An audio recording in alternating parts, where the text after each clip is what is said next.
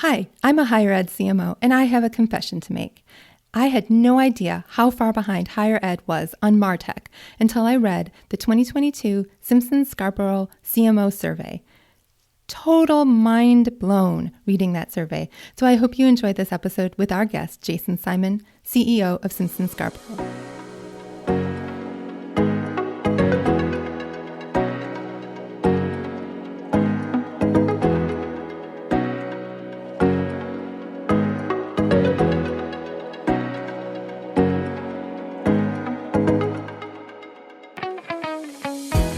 Welcome to Confessions of a Higher Ed CMO, the podcast designed for higher education marketers.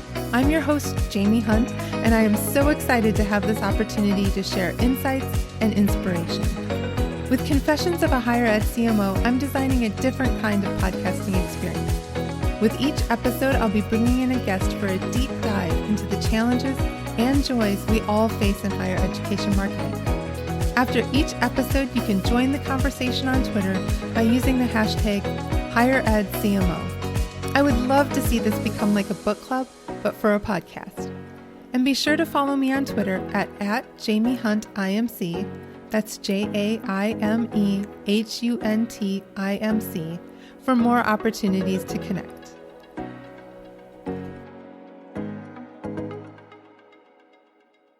I am here with Jason Simon, who's the CEO of Simpson-Scarborough, and he just shared with me that he has 25 years of experience in higher education, and I am so thrilled to have him here today to talk to us a little bit about the CMO survey that Simpson-Scarborough did and does. Is it annually? Every other year. Every other year. So, Jason, tell me a little bit about when you started doing the survey. Like, what was the impetus to do the survey? Well, I think we started in 2014 was the first time that we did it. And we would constantly get questions from our clients around essentially benchmarking information. How much are other schools spending on this? And, how big is the staff at this school? And, are these people... do they report to the president? Do they report to advancement? Do they report to enrollment? What functions do they have underneath them?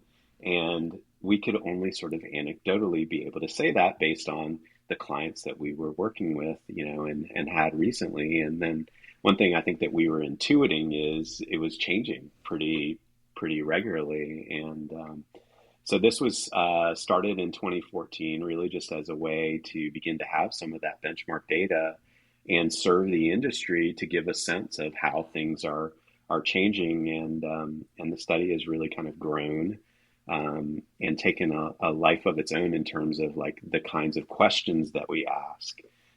We're in a continual, effort to try to get more and more response, and the more and more responses we get, the better it will be for the industry. But I think even to date, we get just tremendous feedback on it, and constantly hearing like it feels like at least once or twice a month, we're getting a request for like, can you give me the budget information for how much people spend for advertising? And can you break it down for schools that look like us? Because somebody's trying to use it to go make a case for something or another. So I was struck by this survey that there was this big jump in the number of CMOs who are now serving on cabinet. Why do you think more universities have shifted to including the CMO at the cabinet level discussions? Yeah, I think that it's a great finding, and like one of those big things that sort of jumped out in changing from 2019 to 2021, which was when we did the last study, collected data. It went from less than 50% to almost 65% that report directly to their chancellor or their president. And we also saw really, really significant growth of the number of those positions that are in cabinet roles, right? So serve on the cabinet.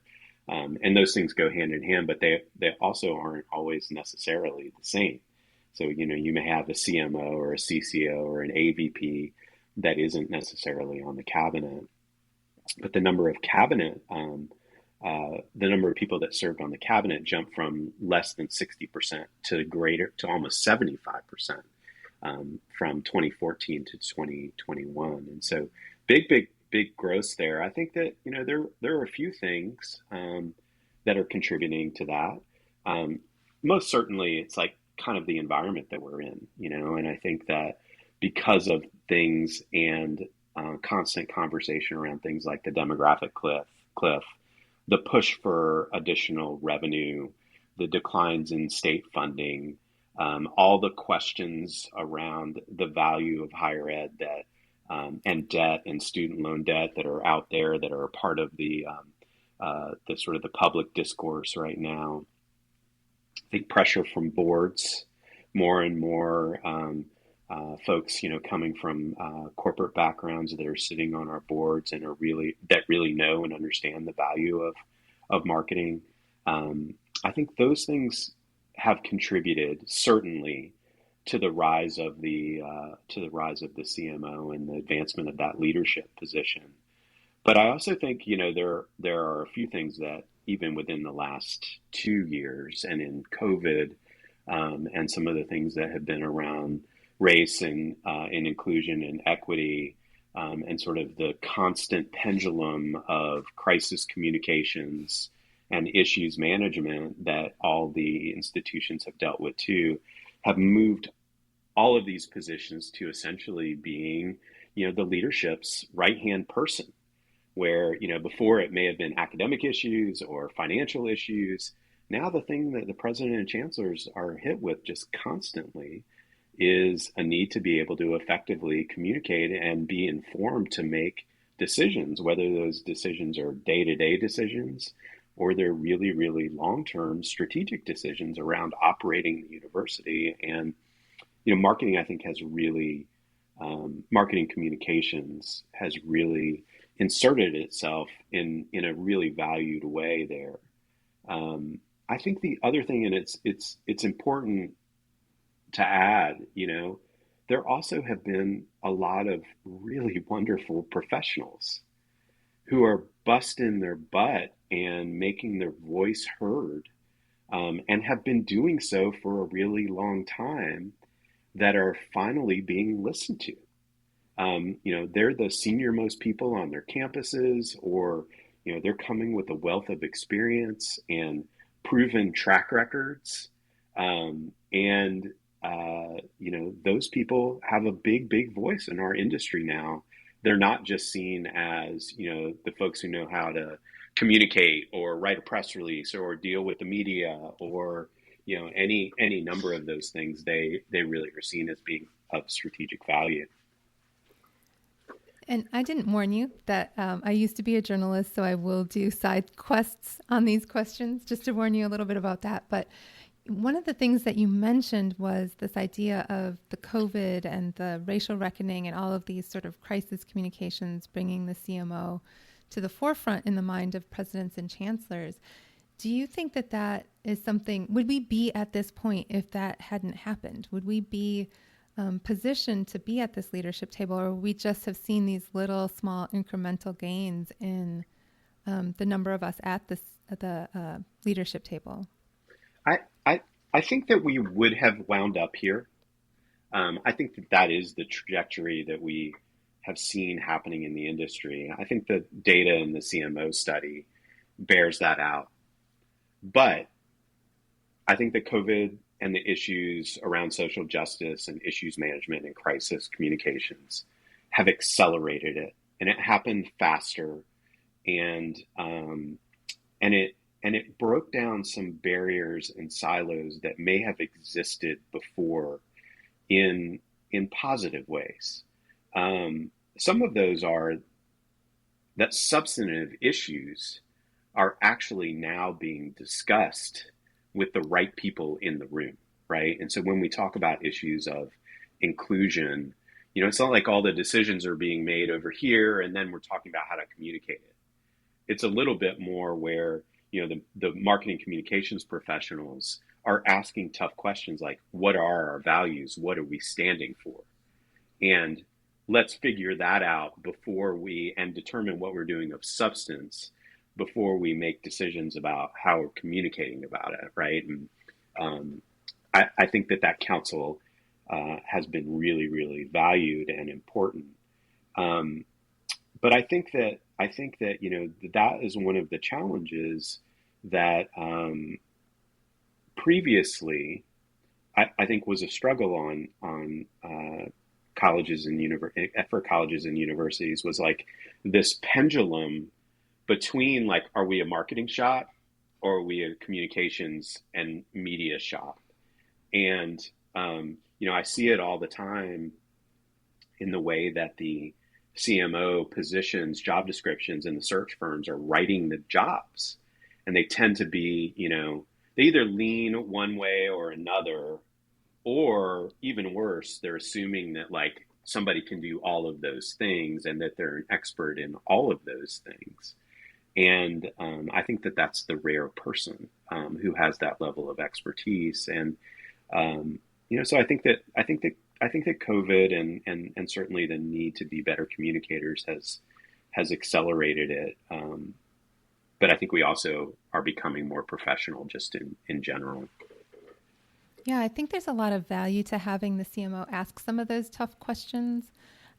I see us as, in a way, ombudsmen for our audiences. Like we can see those conversations happening in real time on social media. And when COVID first hit, I remember sort of everybody turning to me and saying, what are people saying?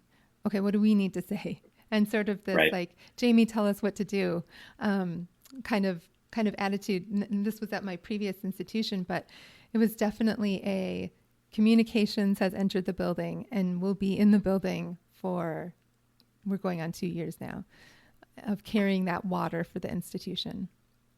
It's been Yeah, and really interesting.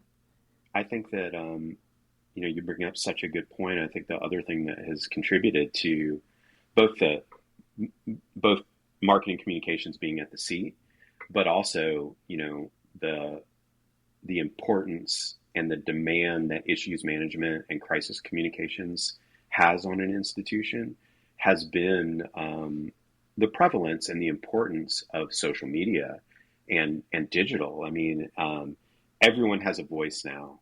Um, Everything deserves at least some level of attention and awareness and measurement to understand if it's truly an issue or it's not an issue. And awareness, right? Like, we need to know the things that are happening within our community. And certainly, social listening and other things that we're doing from a digital standpoint allow us to be able to understand that and quantify it in some way. But also, provides a huge channel. I think that one of the things that has been such a huge opportunity for universities for a really long period is we have such a large community and an engaged community of stakeholders that are listening and that care about the institution. And we also have so many stories from which to tell. I mean, I think I think one of the fun things about working in higher ed is you can stumble into any building and find a tremendous story. If you run into 5 people, you'll find at least one great story, maybe 4 or 5, right? And the power now that we have to be able to tell those stories through our communities, through our own channels, as opposed to worrying about, what's the email that we're going to get, or what's the phone call that we're going to get that we have to respond to, or, this person's pet project or this, board member's pet issue. Like we no longer have to deal with the same types of things. Not that we don't deal with those things, but we can take the other kinds of things and look for opportunity there. And I think that, even going back to your first question, that's been one of those things that also has really, really contributed to the professionalism and the growth of the industry, is a recognition of that.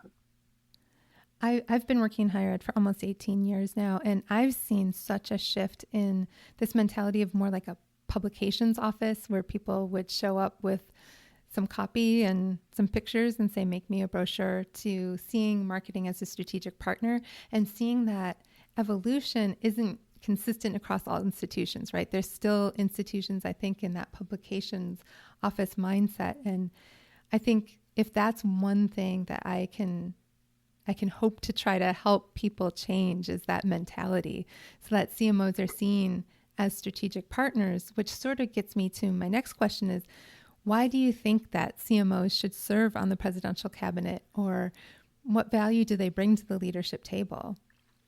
Yeah, I mean, I think that one thing that our study this year in particular did a really, really great job of laying out was the benefit to an institution by having a strategic marketer in these lead roles. And some of them were just in the reporting of what those folks were actually involved in. So, CMOs that were in the cabinet were 132% more likely compared to others to be involved in pricing discussions, right? Or, uh, um, they were nearly twice as likely to have things like measures in place to measure brand strength, right? Real strategic functions. They were more likely to have done brand research in the last 3 years. They were involved in retention issues, and they were involved in fundraising issues and enrollment issues, much more so than those who reported that they weren't. And it's funny. I think that there are like some fundamental truths for higher ed marketing that I think it's almost like this. It's like the burden that we all carry around. We have to accept that it's okay. It's just who we are. One of them is that there's still a lot of people on campuses that think of you as Kinkos. Another is that that we're very siloed and decentralized. Another is that we don't have enough people, and we certainly don't have enough budget. And we have to spend a lot of time doing convincing about the value of marketing and branding. And when you've been in the industry long enough, I think you get used to hearing all of those kinds of things. And, my view on that, especially in the last 10 years or so, and maybe it's just, becoming a sourpuss, but my view on that is like, those are the realities. So what are we doing about it? And Exactly. that burden of like needing to educate others, I mean, that's not relegated to higher ed. I mean, if somebody who works in tech and they're the CMO, they're constantly educating the engineers and the product people, and they're having to, negotiate with sales on which things are being highlighted, and trying to fend them off from just asking for a sales sheet or a landing page or, whatever else it might be. And, we say those things in higher ed and we think that we're isolated and that we're alone.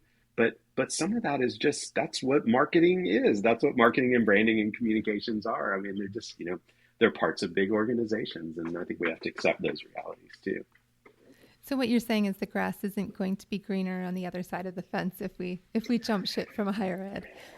Well, I think the challenges are the same. The pay may be a little bit better, but you might be involved in working on something that you don't care as much about.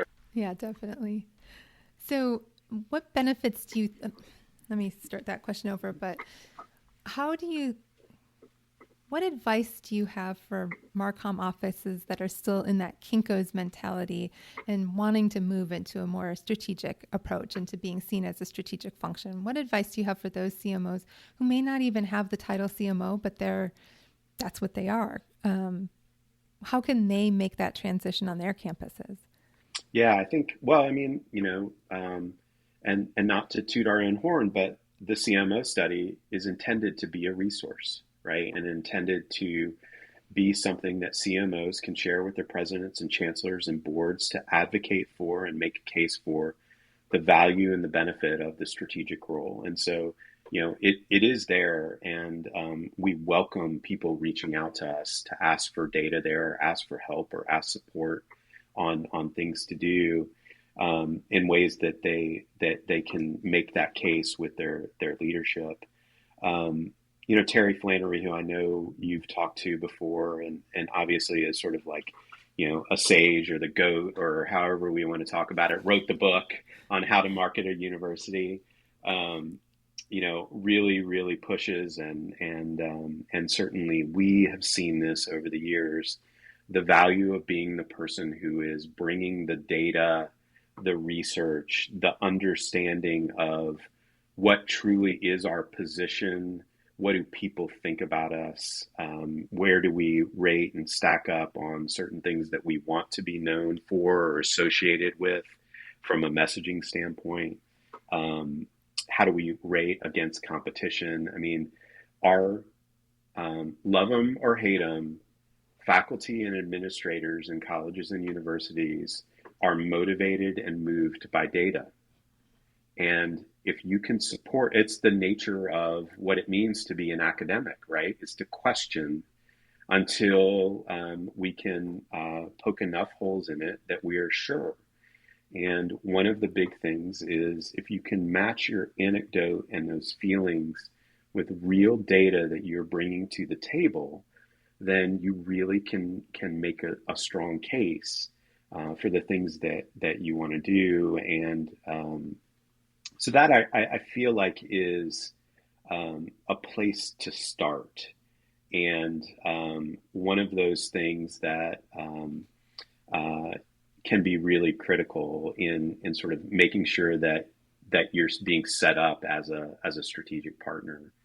I think there's some other areas too. I think institutions have and marketing leaders have done themselves a bit of a disservice by focusing so much on being the brand police and thinking about things from an identity and a creative only lens and putting guidelines around people as opposed to thinking about how we lead and support and encourage people towards some element of a shared voice that then allows them to do their own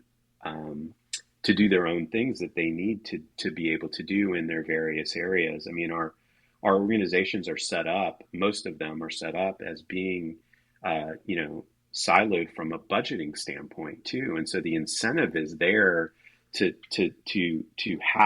make things happen in a siloed nature, right? For those certain areas, the colleges, whether we're talking about enrollment or fundraising or whatever it might be, there is that incentive, and you need to not police, but you need to be a champion for the brand.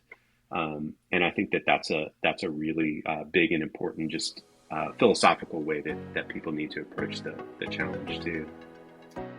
Hey all, I hope you're enjoying this episode of Confessions of a Higher Ed CMO. I want to take just a quick moment to thank my friends at Nectar who made this new Enrollify podcast possible. Nectar brings affordable communication infrastructure to college campuses. It's like Slack, but for the higher ed student experience. Nectar integrates seamlessly with all major LMSs, making it easy for instructors and administrators to build emergent learning communities in all of their classes and groups without the extra work. Their focus is on boosting student engagement and reducing instructor stress by building a learning community in every classroom. By leveraging familiar technology like instant messaging channels, Nectar prepares students for the remote yet collaborative work environment of the future. You can learn more about their platform by heading on over to Nectar, that's nectir.com, and be sure to tell the team Jamie sent you their way. Yeah, that's really some good insights there. Just shifting gears a little bit, in the survey, I was struck by the statistic that 91% of lead marketers are also responsible for crisis communications. And that has been the case for me in my roles as well. And one of the ways that I describe this to people is that I feel sometimes like I have the football and I'm heading down the field with it. And then a crisis crops up and I had to set the football down or hand the football to someone else, go deal with that crisis, and then come back and like, who has the football? Where's the football? What's going on with the football? And my current thinking why are there three footballs on the field now? Right. Why is the football now a soccer ball?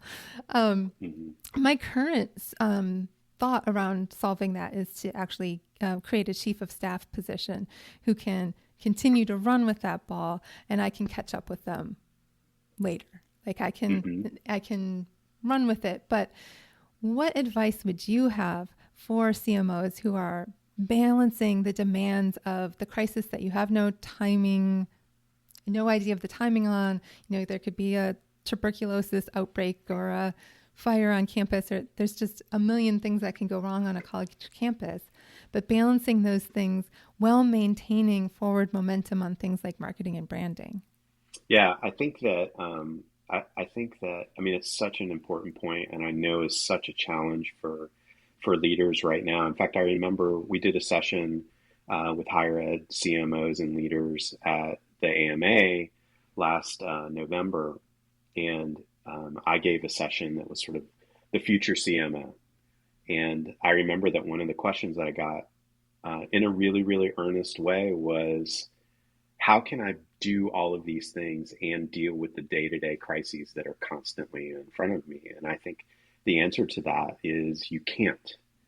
Um, and there has to be a solution and a solve for dealing with those things. And there also needs to be a recognition that crisis communications and issues management are not separated from brand and marketing.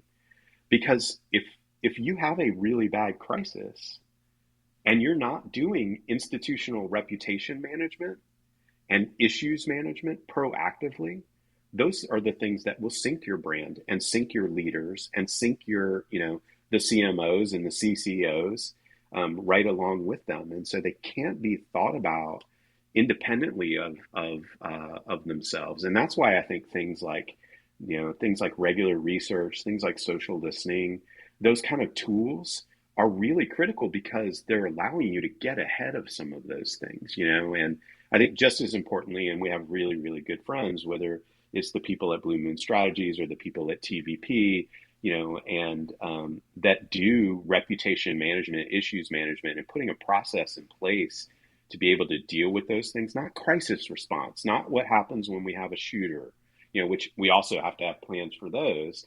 But we used to think about that as the only sort of issues management piece. We've got to work these things that are, that are coming that we know are going to be big issues, because of going back to what I said earlier, like everybody's got a voice now, everyone's got a platform, you've got an opportunity to raise that up. You can't talk about yourself from a brand standpoint, standing up for certain things, doing certain things, having this community. And then at the same time, you've got this other thing that's percolating over here that's pulling away from it. So, it's such a challenge. I think that it begins with some real formal recognition and acceptance of that from the leaders, and some level of decision around where and how they want to spend their time, and then putting up support to those other areas. And so, if you're a CCO, CMO, VP that has a leaning towards PR, communications, issues management, you better make sure that you have a great strategic marketing partner that's sitting right there with you, and vice versa, right? Because the things really, really work together, and you have to keep your eye on both of those balls that are moving simultaneously, and they're related to each other, and so it comes back to some things that we found in the study. I think, sadly, I mean, almost 80% of the respondents said that they don't have enough staff. And I think, at the same time, from some of our recent work that we've done, we did a salary and professional development study. There's almost 50% of people that are saying that they're going to leave higher ed in the next 6 months. And that it's is scary. so scary. It is. And it's across all kinds of positions, and they're frustrated with the workplace culture. Certainly some of it relates to, remote, non-remote employees. But they also are frustrated that they can't work on the things that they want to because it is a constant crisis, or that there's no decision making to be able to, effectively make fast decisions on how to handle crises, right? And so I think a recognition of that, and trying to make sure that that kind of work doesn't affect already really, really small and pressed teams, is just, it's a big part of the challenge. But again, Jamie, these are not issues that are relegated just to higher ed, right? I mean, all nonprofits face this. Corporate entities face it as soon as their brand takes a hit on any kind of social issue, which everyone is now being pulled into. and held accountable for what they do and they say and their actions on all of those things. Quite frankly, I don't think that's a bad thing either. Um, and certainly like for nonprofits and other large public organizations, like this is a challenge that everyone is dealing with right now. It's a reality of like the marketing communications world, and I think that this like you know you probably know this, having been in this industry for a long time. There's like, all right, what's the fight going to be? Is it going to be communications and marketing? Is it going to be marketing communications? Are we going to call ourselves strategic communications? All right, whatever. Right. Like, is are we talking about like the definition of PR and reputation, or are we talking about brand? Like, it doesn't matter anymore. It's all together. It really is all together, and we just have to figure out how we're dealing with it. Yeah, absolutely. And one of the things you just mentioned makes me think about the challenges that we have with labor shortages and the issues that come around that. And just anecdotally, in November 2020, I had over 200 applications for our senior director of marketing position. And my director of digital marketing position that I've recently posted has 3. Very, very, very, very, very smaller pools, very much smaller pools. And there's still qualified people applying, but not the volumes of people. And in some ways, that's a good thing, because 200 resumes to find that there's actually only 12 qualified people in that pile is a lot. But what do you think we need to do? Do we need to have better salaries, better work conditions, or should we be starting to think about shifting to a more MarTech approach, or bringing in technologies that can help us be successful rather than people? The survey talked a little bit about how corporate invests way more in MarTech and higher ed invests more in people. And what do you think is the solution to all of this? Yeah, I mean, let me talk about it from a people standpoint first, and then we can talk about MarTech, because I think that they're related but not the same issues. I do think that we are certainly going through a major talent drain right now, and people leaving the industry. More than 55% of the people in our most recent survey said that they had explored, applied, interviewed, or received a job offer outside of higher ed. And nearly 60% of those people said that they didn't plan to be in higher ed in the next 6 months. That's a staggering number, and it's affecting our most talented and most in demand kinds of roles. I mean, there's a reason why you had and besides the timing, there's also a reason why you had 200 applicants for a general marketing role versus 3 applicants for a digital marketing role. It's because those digital people are in serious demand across every single industry that we're looking for. The other thing that we as an agency, I think, are really benefiting from, we at Simpson Scarborough, I mean, for us, we've had tremendous growth in the last 2.5, 3 years. And we have a ton of people from universities that are regularly reaching out to us because they love working in higher ed. They care about the industry. They're tired of the bureaucracy that they're in, the inability to be able to have impact at a deep way. And they're frustrated by things like salary or remote but those things feel like they're a little bit beneath. What they really get excited about is like a team that has an opportunity to work with all kinds of different schools and solve all kinds of different problems, right? As opposed to working inside and working on the same problem over and over and over and over and over again. And so, that's one of the things I think from a current talent standpoint that has to be addressed. I also think, to get to the second point that you made, again, before we even talk about MarTech, there's some things that the industry and the partners that serve the industry also need to do and be cognizant of. Agencies and partners, and I've said this almost every place that I've spoken at in the last 2 years, we need to do better in working with our clients. There are way too many point solutions for single things.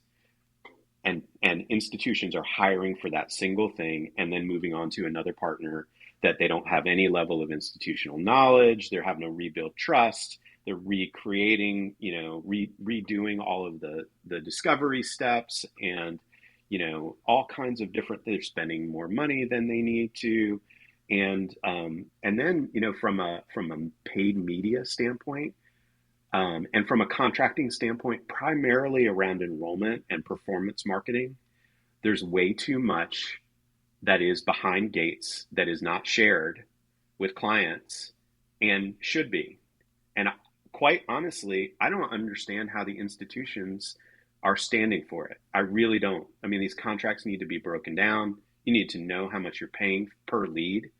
And there shouldn't be you shouldn't have to pay multiple vendors to get the same leads. And that's what every school is doing. You're wasting so much money. And then you're competing against yourself for search terms and, everything else. I mean, there's so much waste that is happening from a budgeting standpoint because we're not effectively like managing ourselves and holding the partners that work in the industry accountable. And the partners aren't going deep enough and comprehensively enough with those schools. I think, that is one of the things that we've recognized at Simpson Scarborough, and we selfishly wanted to do because we wanted our relationships with our clients to go deeper. We knew we had to do more in order to serve our clients and to serve the agency better. And, I think that all of those things are really, really contributing to the challenges from a staffing and personnel standpoint.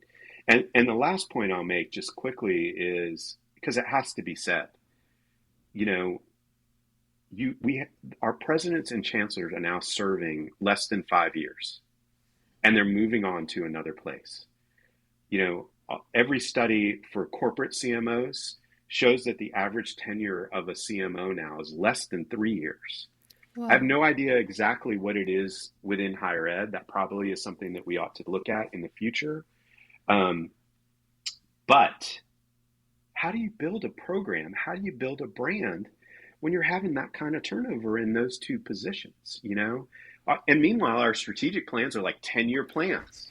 I mean, come on, like it just, and we're trying to pin our marketing plans to these strategic plans, and the people are leaving, the goals aren't well defined, the outcomes and the budgets aren't aligned to what those goals are. It's a real mess. And from a strategic standpoint, that needs to get better. And there's no amount of budget or MarTech infrastructure and investment that's going to fix those fundamental things. That is such a fascinating place to take this conversation. And I am so glad you brought that up, because I think when you get a new leader in, whether it's in the CMO seat or the CEO seat, there's often an entirely new vision and a desire to scrap what was in place before you to create your legacy. And I think it's anecdotal, but it seems like a lot of times a new CMO comes in and it's like, we're going to redo everything. When I was at my last institution, they hadn't refreshed their logo since the 90s. We spent a ton of effort on, they had no real documented visual identity. They had no brand platform for at least a decade. So I worked to put all of that in place. And when I left, the person who came in wanted to do a rebrand. And I'm like, we just did this and we know it works. Like our percentage of students on the SERP, is it the SERP survey that said we were their first choice went from 41% to 62% in 4 years. We were getting record applications and meeting our class and all of that. There was no reason to change, but it was like, well, I'm the new CMO, so I have to scrap what happened before me. And then the teams all sort of scrambling around like, wait, we're changing direction again. And like I think what can be done when you're a new CMO? What should you do? Should you jump in? What's the timing that you should be looking at for those kinds of things? It's funny. I mean, I think that one of the things that we would tell you from like a market research standpoint is just about the time that people internally are sick of it is maybe about the time that anybody externally has it's crossed their radar. And, anecdotally, I can tell you that One of my favorite brands, and I think they do a fabulous, fabulous job, also happens to be my alma mater, and we I happen to knew have you were done going to some work say there. NC State's the best. And NC State, I mean, their brand work has been really great, and they have stuck to their strategy and built a position around the think and do motto. And it was interesting when we began working with them 7 years ago or so. It was just as their capital campaign was beginning to launch, and I don't think this will embarrass or make anybody angry that I'm sharing this. We came in there and there was new leadership from Advancement, and there was a chancellor and some marketing leadership that had been there a few years, and I think everyone was sort of thinking like, this think and do thing, it's been around a little while, like maybe it's time to do something new, especially for this campaign, and it's a big and important time. And one of the things that we found when we were doing our market research was like, one, not nobody really even knew think and do. And then once you told alums and donors and current students and all of their various stakeholders, this is what think and do is, this is what it means, they were like, oh, well, that reflects my current experience, or that it reflects what my experience was like when I went to school here 25 years ago, or this is what I think NC State should be about in the future. And so we quickly sort of said, like, and also then we sort of, we tested some names and some creative things, and turned out that people that were more likely to give liked think and do even more than other people that were less likely to give, right? So those that were even more inclined to do those kinds of things really like think and do. And so our strategy around the campaign name was like, build off of think and do. And because then what you're going to do is build even greater equity in this thing that already has some equity. And I think that if you talk to anybody at NC State now, they would tell you that from a brand standpoint, think and do is the best thing and the best asset that they would have. And they would be silly to try something new. I think what they are dealing with now is like, how can we express this and breathe some new life into this in a way that has a little bit more dynamism than before, but it's not abandoning previous strategies. I think we do that way, way, way too often. And, again, going back to my point before, like, if you're going to hire multiple agencies, everybody wants to come in and put their little imprint on it, right? Like, oh, well, this works great, but it doesn't work for enrollment, or, this works great, but donors aren't going to like this. There's a lot of ego. Sometimes there's truth, but there's a lot of ego that's in those kinds of comments. And I think, sometimes it just, whether it's the CMO or it's an outside partner, like somebody needs to say that and be willing to say that and be able to back it up with some element of data. Yeah, I think that makes me think about sort of every college is special, but mine is the specialist.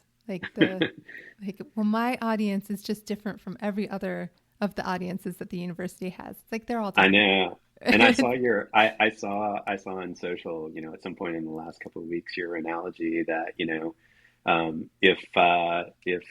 if the brand is an ice cream sundae, we can put the topping on for your college, but you can't create a pizza. Exactly. And I think that is such a smart and wise analogy and such great advice in a really, really good way to talk to the importance of building something up, and it takes time to build brands. And one of the things that I think that colleges and universities fail to do and fail to recognize is the time it takes, and the only shortcuts around that time are either a boatload of money that you're gonna seed it in the market and really begin to do something different, or and this is an area that I think more and more I have been pleased with, that the president and the board and the chancellor are going to be involved and help clear the way for certain amounts of decision making to happen in a timely way and to be able to be more decisive, right? And there has to be some combination of those things in order to be able to do effective marketing work. Yeah, absolutely.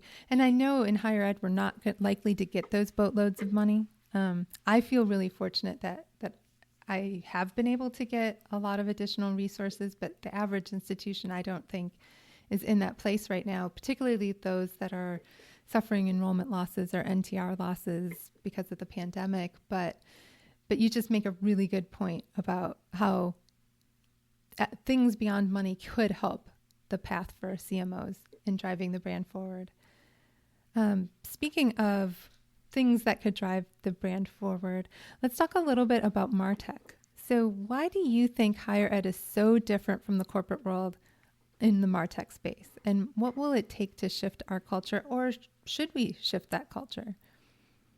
Yeah, so we this became a big part of our study, the CMO study, and then we also did a digital and a MarTech study this year too. We keep adding on these little additional industry studies to be able to continue to support the community.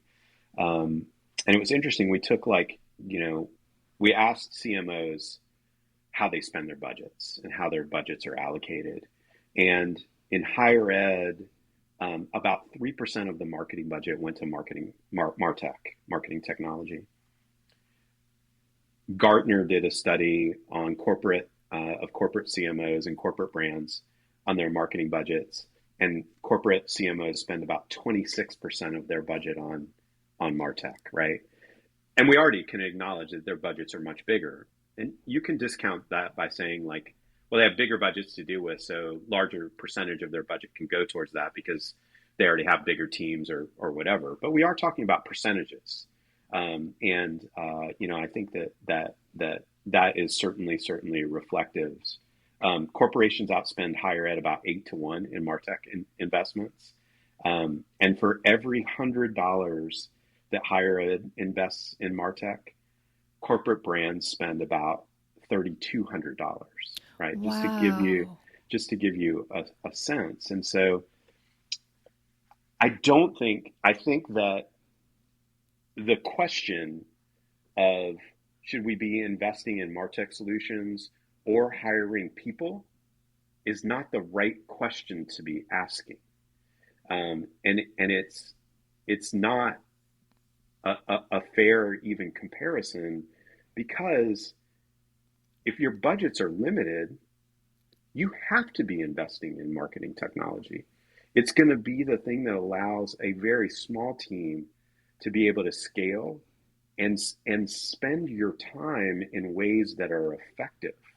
And I think that it also begins to get to ways that, going back to the earlier part of our conversation, you can prove the effectiveness of your work. You can measure ROI. You can do a little bit more direct digital marketing. You can make your advertising investment more effective. You can make your digital more effective. And so the investment that comes from MarTech, whether we're talking about software or we're talking about technology, I think we leave a lot of dollars on the table with what we do spend. By one, they're not enterprise solutions. They wind up being purchased by a certain area, not supported centrally, and then teams aren't trained, and there's not teams that are there and intended to be able to support. And I think that probably the biggest difference is, at the agency level and at the corporate level for corporate marketing teams, what they have seen is an increase essentially in technologists, right? Where, really, really thinking about marketing technology, being able to implement those various tools, having expertise in those tools, being committed to a certain small subset of those, and really blowing them out and hiring specialists, and all too often we see schools that, they purchase something, whether you're talking about something like Slate as a CRM, or you're talking about a CMS purchase, or you're talking about some kind of personalization engine. They purchase those things and they build up a lot of expertise, right? Like the Slate captain. I can't tell you how many schools right now we're dealing with, the loss of staff. They just lost their Slate captain. Right. And guess what? Nobody else on campus knows how to use it. And then you're just stuck. And then you're stuck. Then you have this, you've purchased some piece of technology, and this isn't meant to pick on Slate in any way, because I think it's a great product and it's helped advance higher ed and certainly has helped enrollment, but you're left with this product that you have a 10-year contract on, and no person and you can't recruit somebody because the only people that know how to use it are people at other schools, Right. right? And like you might be in a market that's really, really unaffordable for those people to live in. Right. Um, and there's all kinds of challenges that are going on there. If we're not thinking about the training and the ability to be able to spread the technology across a user base at a campus, then man, we're really, really lining up ourselves for failure right off the bat. And I think the thing that has conversely kind of hit at the same moment has been that IT departments have finally sort of realized, like, hey, we're happy to be in this place over here, maintaining this certain set of services primarily to support, our user base on campus, but we're not here to manage the website, manage users on website, manage the CRM system. Like they got to keep the infrastructure for the network up and running, right? And cybersecurity and the other kinds of things. And so more and more of those kinds of things there's got to be a combination of like really, really good training, really centralized support staff, and good, strong relationships with people that you're outsourcing it to. There's so many opportunities, I think, with Martech, and part of the challenge has been that it's um, been everybody and nobody's role and responsibility.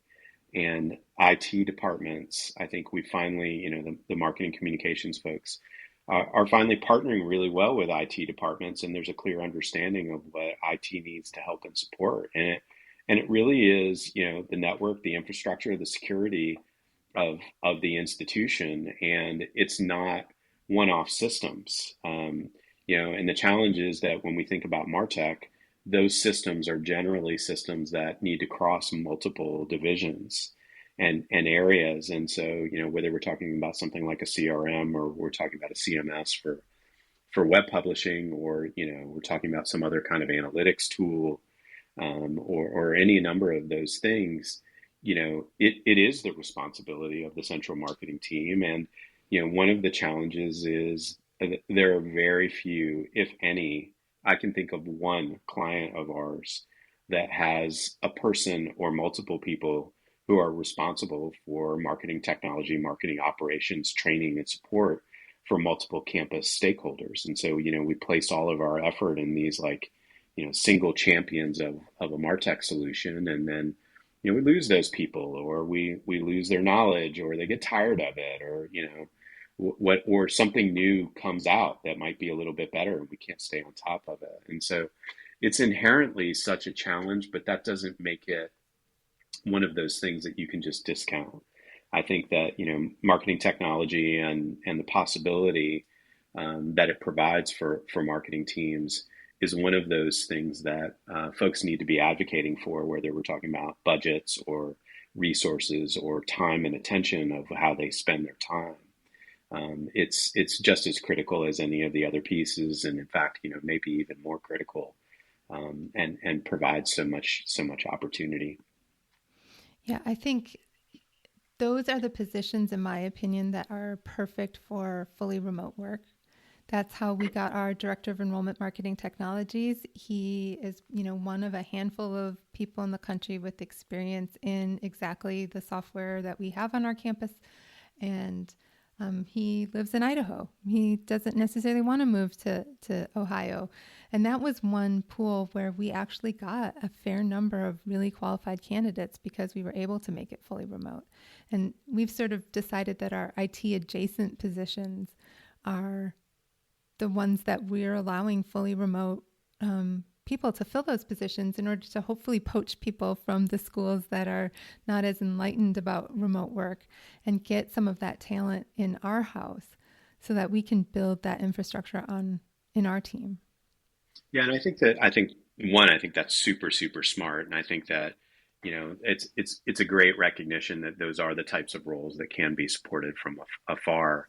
I think anytime you make that decision, another place that you can go, and for some other schools that don't have as many resources, those are the types of things that can be outsourced. We just need to become comfortable with that, right? Like we don't need to, continually build these large enterprises and these large teams with things that can be easily outsourced and handled by somebody who is responsible for the technology, staying on top of the technology, knows how to use it, knows how to support other folks. We need to be okay with that because, if you've been in this industry long enough, you know that the budget cycle goes up and down. And so, whether we're talking about institutional change and a new leader coming in, or you're talking about a decline in state funding or a drop in enrollment, right? Like the enrollment declines, the demographic cliff that we're hitting right now, we knew that it was coming. We know that another one's coming, right? And that a budget impact is going to be felt because of those. And so buttress ourselves against some of those realities and don't spend money on the things, building a team that you inevitably are just going to lose those people and have to turn around, and it's going to cost you more, and you're not going to be able to recruit the talent that you need to. So the technology is a piece, the budgeting is a piece, but again, this comes back to like good, smart leadership and strong decision making. Yeah, for sure, for sure. So as we get ready to wrap up, I know that when you unveiled the survey in February, you talked about what questions do people want to see in the future, but were there any surprises in the survey this year? And what changes would you want to make for the next cycle, which is, I guess, in 2 years? What kind of Yeah, questions are you getting demand for? I think there's always surprises. So that's the fun thing. Even if it's a question that we replicate, the data is surprising for some people and always helpful. And now it's so fun to be able to look back at all of the multiple years that we've done the studies and be able to see how things have changed from 2014 to 2021. And so that's great. We generally we usually keep about 50% or so of the same questions. Those are benchmarking questions, and we're trying to layer in about 50% new questions each time, and it seems like every year that we do it, two or three of the questions wind up becoming benchmarking questions, right? Like it was worth it enough that we'll keep it for the next time. And so the survey is getting a little longer and, more complex. I think for what I want in the future, I would say, one, we just need to continue as an industry to put more and more value in this study and get more and more respondents, because there's an inevitable desire to compare yourself to other similar sized or similar goaled institutions. And, it always pains me when we only have 30 or 40 of those schools. I would love to see, this response pool from CMOs, be 2,000 plus institutions. And right now it's, between 200 and 300 every year. So that's one point. The other thing that was raised this year, and I'm glad it was, I wish that we had identified it earlier, but one of the questions that we got when we did the webinar was, what's the demo breakdown of CMOs? And I was like, we don't ask any, this is the first study we've ever done, we don't ask any demographic questions. Yeah. What race and ethnicity are you? What's your age? Where, any of those kind of things. And I think that, just as higher ed is having, and from a student and a prospective student standpoint, from a faculty standpoint, we're having a reckoning around our diversity. I think that administratively, and in particular, I think that marketing communications roles, we would benefit from having more diversity in marketing leaders, who are diverse and bring diverse and inclusive experiences to be able to make our marketing more diverse and more inclusive. And I think it's really important. And when I think about, who I see around me, when I go to professional conferences and do training and there's a lot of white people. There really are. And our Yeah. industry needs to be more diverse. And I think we need to be more intentional around decision making on that. And I think that is one of those things that we will ask that question in the future. And I regret that we didn't ask it before, because I'd love to have 8 years of what that looks like and how that's possibly changed. I would love to see that. That would be fascinating. And I would hope that it would match the demographic shifts that we're seeing in the country in terms Hmm. of the growing majority of minority populations. Um, I, I but you agree. make a I think, great point. I think that higher ed leaders, I mean, we have been very fortunate that, And maybe there's some other roles that are similar to this from a university leadership standpoint. But I think there have always been a lot of women in marketing, communications, leadership positions within higher ed. I think it has served the industry and the institutions well. And but now we really, really need to be much more effective in changing the diversity and being more inclusive about the people that are recruited for these roles. Yeah, absolutely. And I think we as CMOs also have the opportunity to start to build up the next class, for so to speak, of CMOs and look for opportunities to mentor and help grow BIPOC colleagues so that they can get the experiences that they need to be able to fill our seats when we move on. I agree. I think that that mentoring,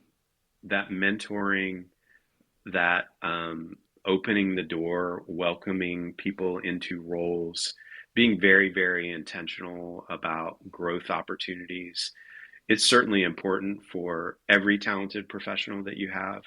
It's more important for the industry that we pay particular attention to being inclusive there, because gosh knows the colleges and universities need that perspective. They really, really do. And I think again, like having those kinds of voices at the table, just like having an effective marketing leader, will serve the institutions well, and ultimately will make the industry better and will make it more inclusive, and we'll see a real big impact there. I think that's what people like you and I what we're trying to do is make the industry better. I mean, I think I know we talked a little bit before we started recording about just the desire to see the rising tide lift all boats and this profession to advance and grow. And I just really appreciate your time today talking about the survey. And I appreciate the service that Simpson Scarborough is providing to CMOs in doing this survey. It can't be a small undertaking to pull it together and then develop the insights and do all of the subsequent meetings and presentations around it. So I, for one, am really grateful that you guys put that out into the world and you don't make us pay you for the survey and let us have access to that data. That's very generous. Well, thank you for saying that. And, it's a real pleasure. I mean, I think one of the things that I feel really, really proud of every day when I fire up my computer and Zoom is that, I'm surrounded by people who, I think one of the things that is really, really common among our agency is people who care about higher ed and know its impact. And that's the reason why it's an easy decision for us to do things like the CMO study and other kinds of things like that. I really appreciate it. So Jason, where can people find you if they want to follow you on social media? Oh my gosh. Obviously you can follow Simpson Scarborough at SimpScar on Twitter, and you can find us on LinkedIn. Our website is simpsonscarborough.com. For me personally, I am at Simenowicz, which is my grandfather's given family name before he immigrated to the United States and became Simon. So I won't even attempt to find that, but I'm fairly active on Twitter and LinkedIn whenever I'm not completely worn out by Twitter and LinkedIn. So are you Polish? My grandfather was Polish and my grandmother was Romanian. Oh, awesome. I'm half Polish. And so I kind of recognize a Polish sounding last name. Yeah.